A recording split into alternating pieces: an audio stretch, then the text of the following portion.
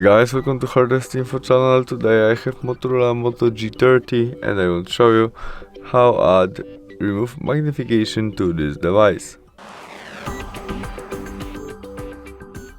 Firstly, open settings application where we look for our accessibility selection. Now we scroll down and tap on our magnification where we must turn on it by switch on and confirm by got it. When we tap there, we can change how to turn on it. Now we have two methods: swipe to finger or triple touch.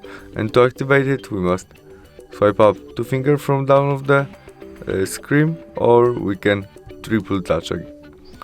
We can also, by this feature, zoom on zoom out.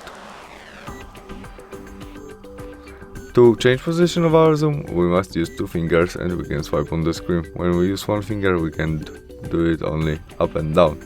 To turn off it, we triple touch again or swipe up two fingers from down on the screen. That's all. Thanks for watching. Bye.